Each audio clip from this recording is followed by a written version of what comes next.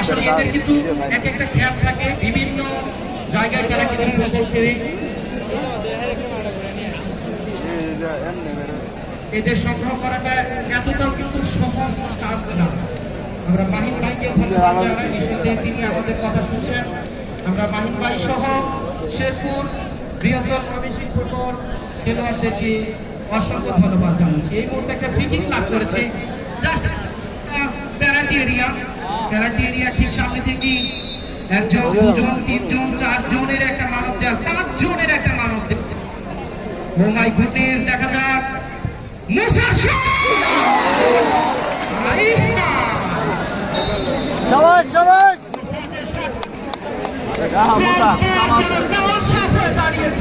ছোট স্থির ছিল।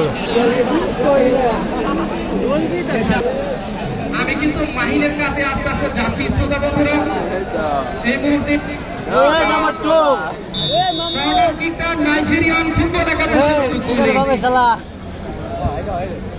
চমৎকারভাবে হয় ভাসিয়ে সরাসরি 3 নম্বর 22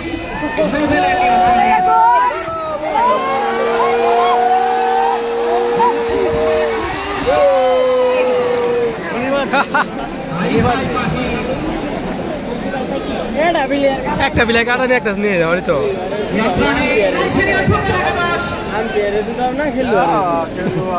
একটা বিলে কাটালে কি হইতো সব যেমনে পাইতো সব।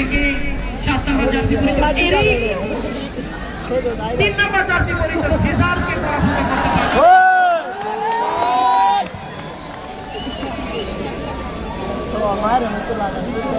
সম্মানিত সুধী, খেলার ফলাফল নাইজেরিয়ান ফুটবল একাদশ 1, বাংলাদেশি ফুটবল একাদশ 0। খেলার যখন এই অবস্থা, খেলার যখন এই সিচুয়েশন, খেলার যখন এই টান্ডার অবস্থা, তবে কি বস্তু পরিবর্তন। আমন্ত্রণ জানাচ্ছি ক্রীড়া ধারাভাষ্যকার আব্দুল্লাহ আল মাহমুদকে। ফুটবল ম্যাচ 2024 আজকে শেষ ম্যাচ অনুষ্ঠিত হচ্ছে মুকসুমপুর উচ্চ বিদ্যালয় মাঠের নন্দীর বাজার শেরপুর থেকে। যে যেখান থেকে আজকে এই খেলাটি উপভোগ করছেন সকল দর্শকদের জানাচ্ছি প্রাণ ঢালা অভিনন্দন ও শুভেচ্ছা। 4 নম্বর জার্সি পরিহিত খেলোয়াড় প্লেয়ার, সেখানে ক্লিয়ার করার চেষ্টা, সেখানে 17 নম্বর জার্সি পরিহিত বাংলাদেশি খেলোয়াড় দীপ্ত অবৈধভাবে বাধা দেওয়ার ফলাফল দিতে বাংলাদেশি ফুটবল একাদশের অনুকূলে। সুপ্রিয় দর্শক মণ্ডলী, আজকের এই খেলার প্রধান রেফারি মীর কমল হোসেন শিপন এবং সহকারী রেফারি মামুন মিয়া এবং শহীদ খেলাটি পরিচালনা করছেন।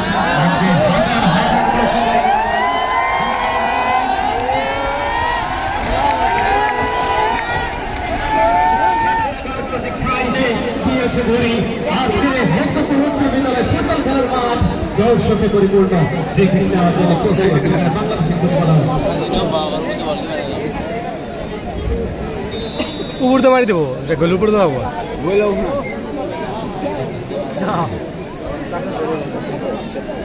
সেখানে 2 জন খেলার প্রস্তুত।